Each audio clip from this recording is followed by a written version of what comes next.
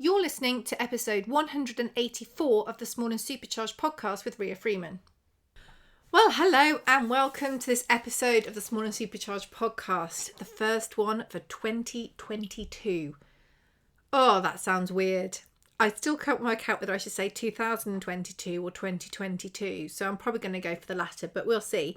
And yeah, it's the first one of this year, and I think I did this last year as well, and I'd really love it if you would screenshot, share to stories and tell me something that 2021 has taught you, because by Christ it has taught me a lot.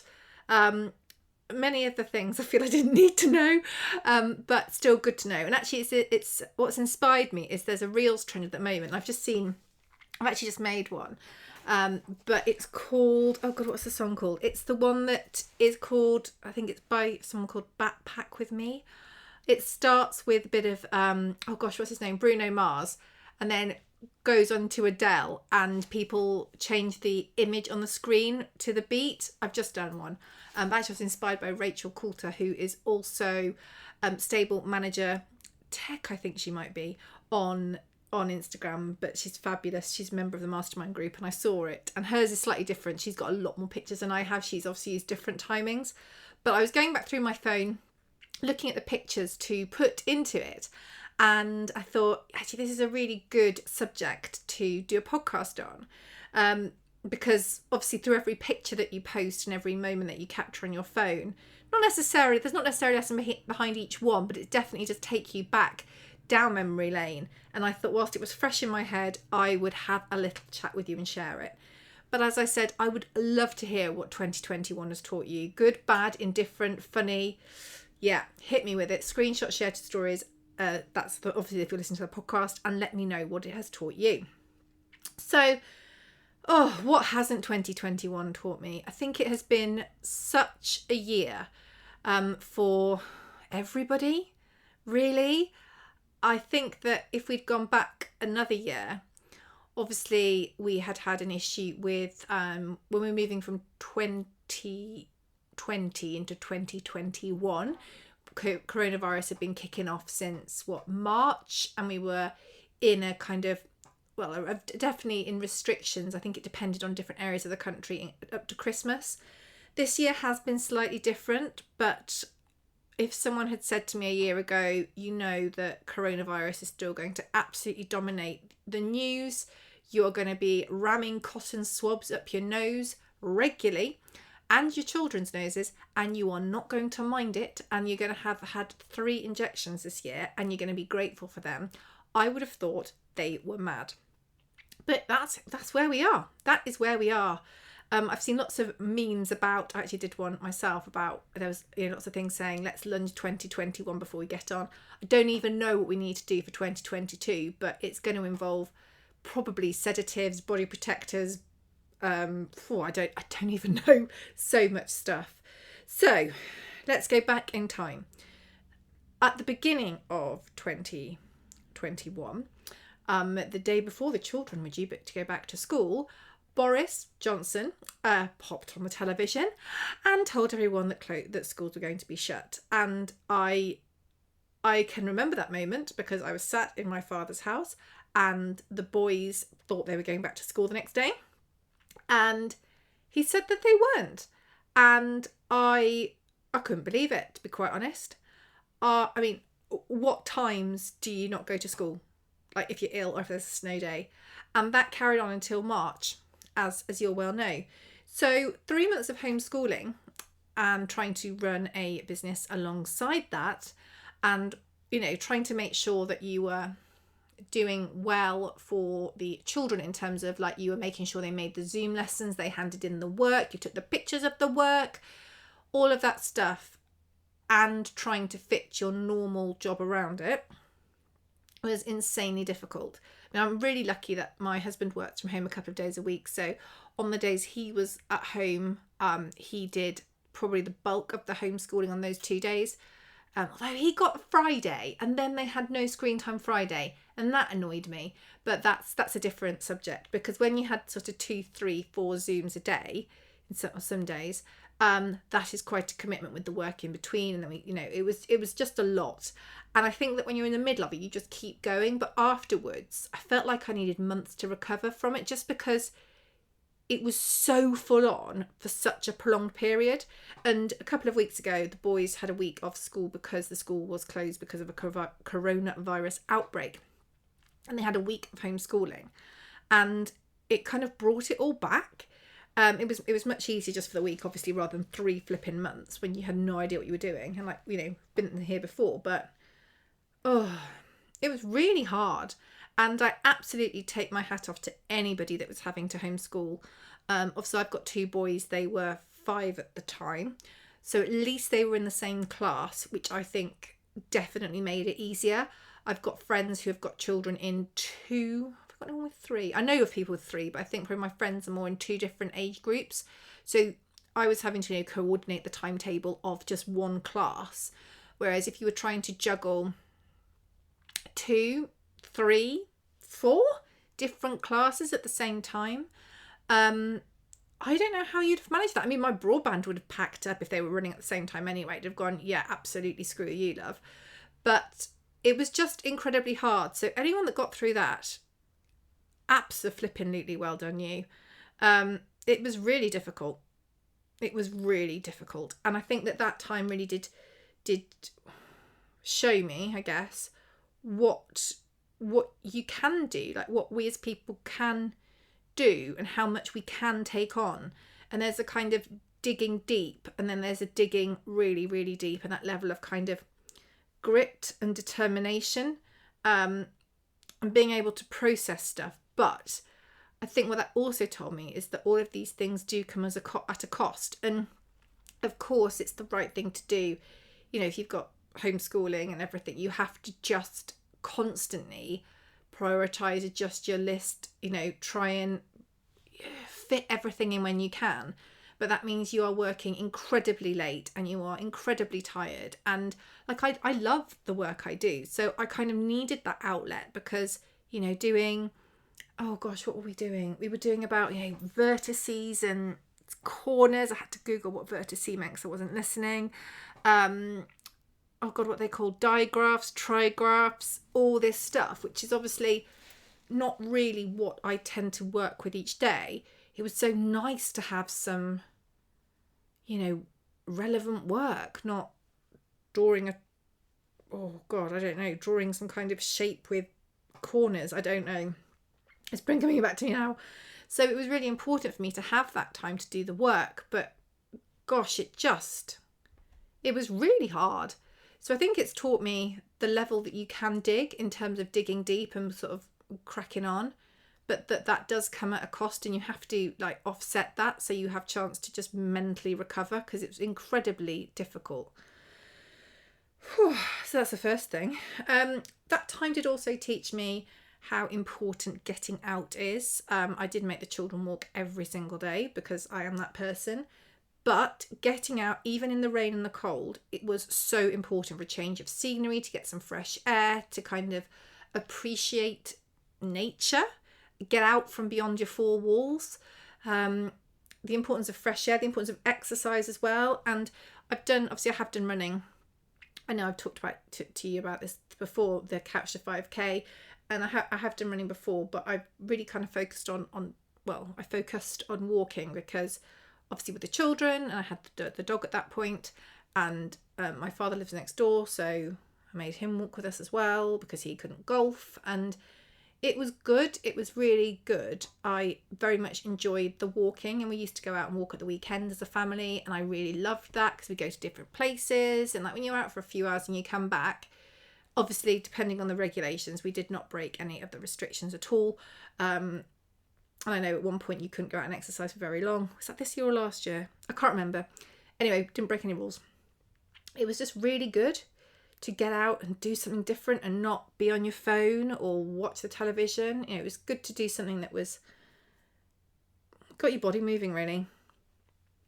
I think that's the thing. I think it also taught me how important family is, because and your true friends, because when I couldn't go out, none of us could go out to loads of places, lots of places were shut. what I really missed was actually the really kind of simple things. Like, one thing was my children absolutely adore their grandma, and they couldn't see her, and we were having to FaceTime and stuff, and it's not the same because they seem to turn into wild animals when you click on FaceTime. I think a lot of kids do, but it's blooming annoying. And they really missed her, and they would regularly ask when they were going to go and see her, and it was utterly heartbreaking, saying, I've absolutely no idea. I don't know when you're going to go and see her. Not because I don't want to take you, because I do, but because you're not allowed, and more to the point, we don't want to make anybody poorly. So I think it's important. It has really shown you what is important, and it's not a lot of the stuff that I thought was. It's making sure the animals are okay. It's making sure you can see your family and friends, and it's adding that kind of quality in. And it's not the stuff, I missed going for walks with friends more than I missed going out to lunch and being really sociable. I don't know if that's a good thing or a bad thing, but it is what it is. Now, it's also taught me that not everybody is as they seem. You all know this though, because it happens to all of us. Over 2021, I was very lucky that I have got some incredible friends who continue to be absolutely outstanding in every possible way, that are always at the end of a WhatsApp or a phone, or if they're more local ones, a walk. Absolutely worth their weight in gold. However, I've also learned that not everybody is, and I think it's always disappointing when you think someone's something they're not, because you invest that time in them and then they aren't what they seem. But that is life. And even on social, a lot of people, and we know this is not new information, but I think it has definitely been magnified for me over the last few months, really, that people will say one thing, but they'll say something completely different somewhere else, or you'll know the facts of the matter because you don't have to look too hard, and it's just disappointing, really. But I do think that's a really good lesson for all of us to take on, particularly when it comes to social. And I know I've barked on about this before, but if you're comparing yourself to someone on social and they're not being true, you're comparing yourself to something that is incorrect, is inaccurate, is not, you might as well compare yourself to, crikey, I don't know, Elsa on Frozen and her skills at freezing stuff. It's you shouldn't be comparing yourself to fiction. You shouldn't be comparing yourself to anything, but let alone something that could be completely fictitious. So yeah, that's fun. But also what I have learned from that is that you can't control how people treat you. You can't control how they behave, what is appropriate, what isn't appropriate. All you can do is you can decide how that affects you moving forward. Whether that means you are really close with people, whether it means you are distrustful of others. And that's kind of on you.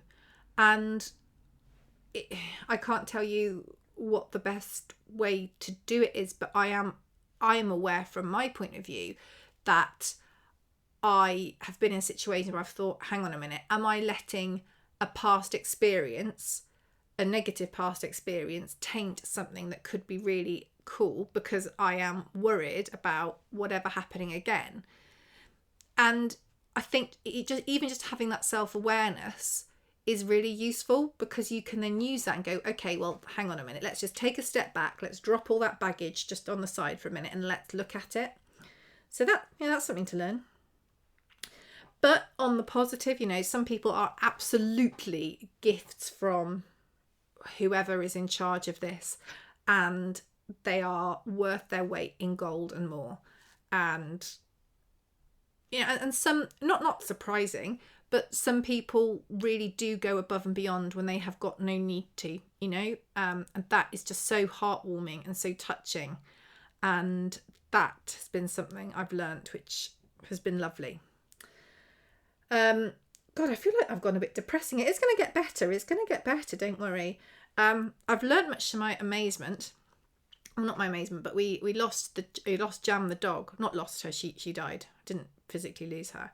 I want to say it was in March, and she was, like, let's be clear, she was a naughty dog. She was a nightmare.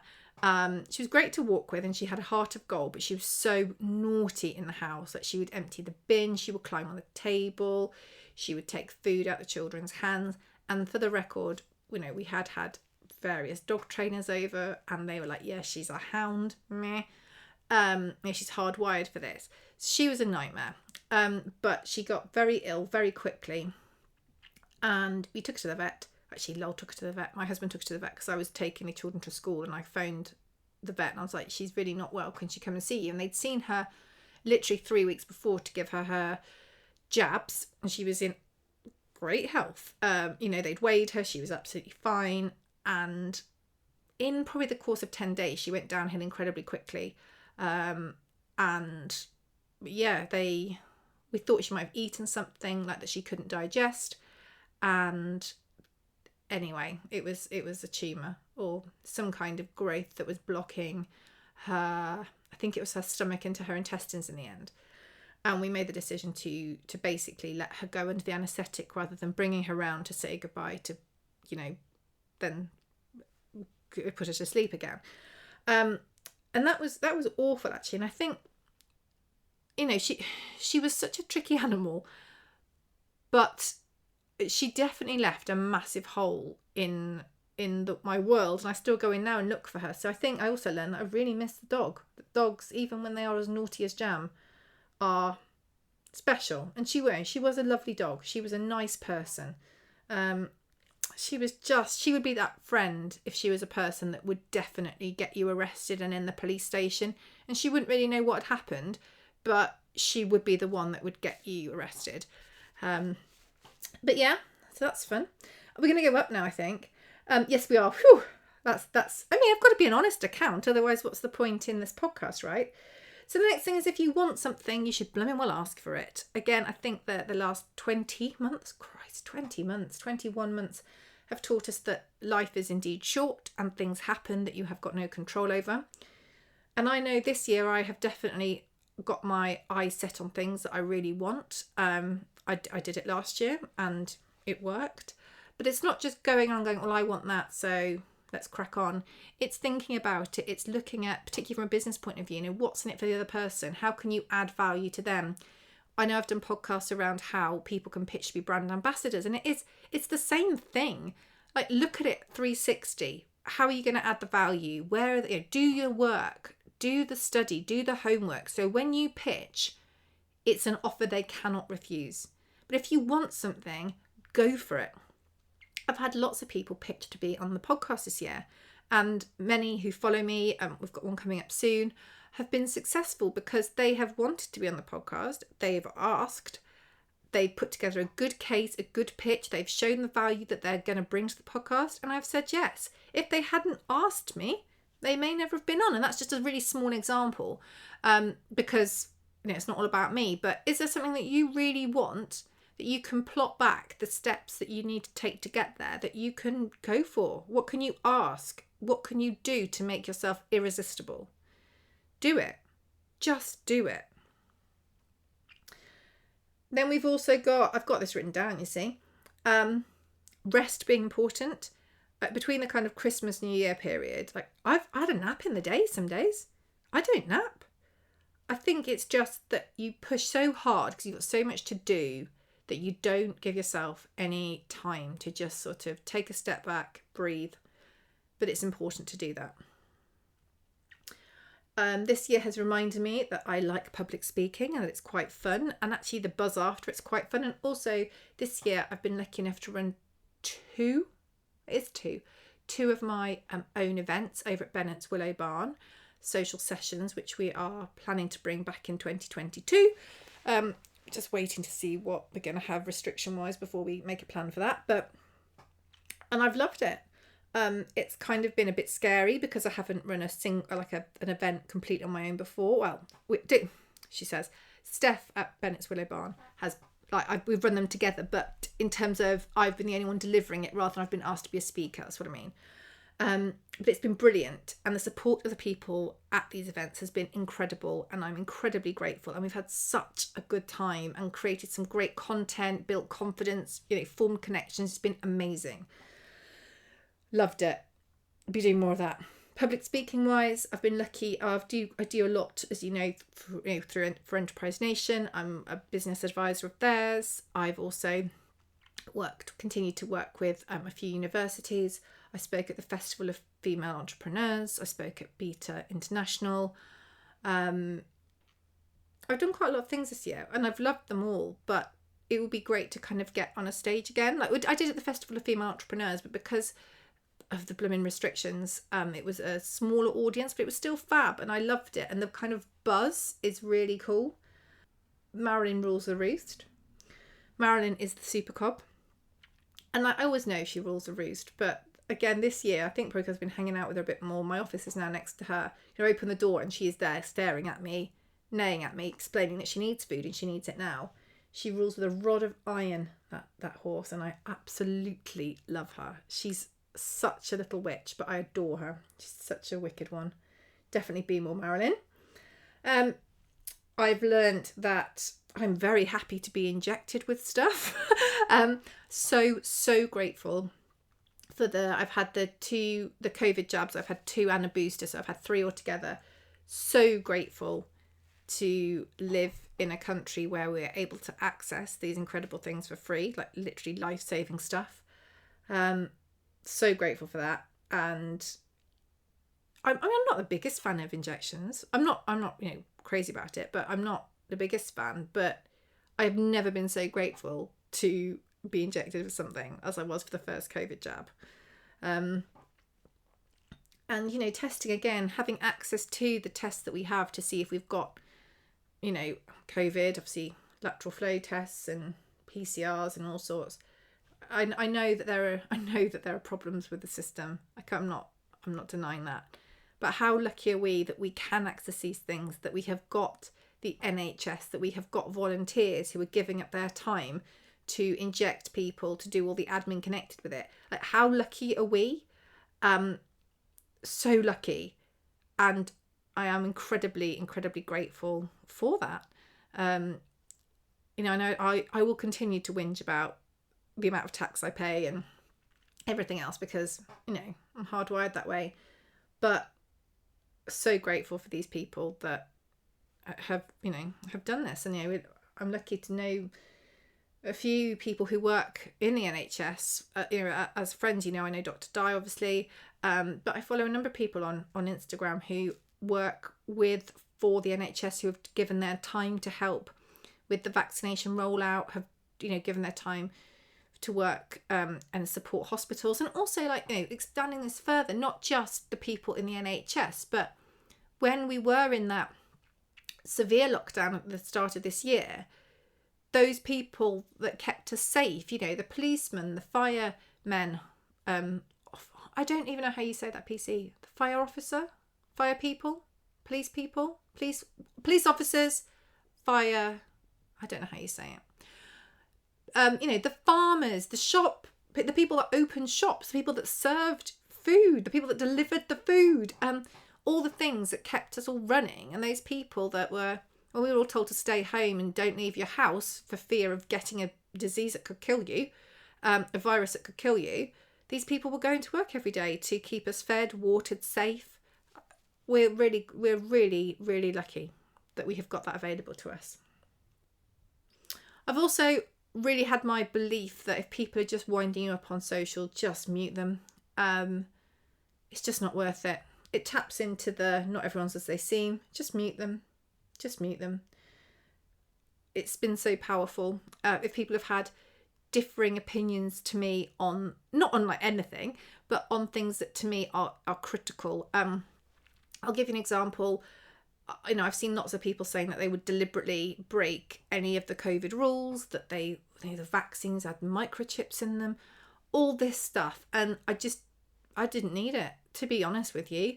I wasn't breaking the rules, quite the opposite, honestly. Slightly mad about the rules, as in I made everybody lateral flow test for before they came on Christmas Day and before we went out on Boxing Day. And I asked for their results. I am taking this seriously. So when people are telling me, well, it's their Christmas, they'll do what they want. And I just think, but what if you gave COVID to somebody whose immune system couldn't handle it? Who maybe they were vulnerable, or I wouldn't feel happy in myself ever if I had potentially given someone something that I could have prevented giving them if I'd have just stuck a cotton wool bud up my nose. So it doesn't have to be that people are doing things to upset you. It doesn't have to be that they're rude. But I think that sometimes if people have got opinions that strongly differ to yours and it just winds you up, take that step to just mute them or unfollow them or snooze them. It makes the world of difference because you just don't see it. And I think we've got enough stuff that we do see and we have to deal with anyway. And last but definitely not least is I've been reminded this year yet again that I really do work with the most amazing people. Some of the things that the people that I coach one-to-one and the fabulous people I get to work with in the mastermind group, the challenges they've overcome, how they have pivoted when they have been unable, I know that word's overused, but when they have been unable to open a physical presence, how they've increased their online activity, how they have provided additional services to cater for people in the new situation they're in and also in the situation that they're in. It's been amazing to see, and it's been an absolute privilege to be able to help in some way, or hopefully help, definitely not hinder, in some way. And whether that's through mastermind, where we have loads of trainings and mindset and marketing masterclass. And mindset masterclass have been so good this year as well, so valuable. In addition to the marketing ones, obviously. And just provide that community where you can say, come along, tell us what's going on, and we'll share and get it all out of your chest and help you if we can. And obviously with the people I work one-to-one with, being able to get really involved with what they're doing and having to think around issues that we have never had to deal with before, because has not been a normal year. Not being able to leave your house for 3 months is not how people normally do business. Having shows shut and big shows shut has not been how people normally do business. So it's been hard but good, and I really do work with the best people. If you are interested in Mastermind, drop me a DM and I'll send you a link, or go to my website riafreemanpr.co.uk and Mastermind's at the top. And I at the moment I have a bit of a waiting list for one-to-ones, but I always encourage people to come forward if you'd like more information about being mentored and working with me one-to-one, because I do sometimes have space, and I'm really picky who I work with. So it's a good situation to be in. I do work with the most insanely clever people. So I'm very, very lucky. Anyway, I'd love to know what 2021's taught you. I feel like this has been a therapy session for me. So apologies, but I want to be honest with you. It has genuinely, hand on heart, been a good year looking back on it. Although there were times, particularly in the first 3 months, that were incredibly hard. But when I was putting together to kind of go close this loop, when I was putting together this reel on Instagram and looking back through my camera roll for the last 12 months, there were a lot of highs in there, a lot of really, really good highs that I can't wait to revisit in 2022, and hopefully a lot more highs. So this time next year when we do this, I'll have different things to talk about. So yeah, it's all good. Thanks so much for joining. Let me know what 2021 has taught you. Screenshot, share to stories, tag me on Instagram. I'm at Ria Freeman PR, and we'll catch up next week. Take care.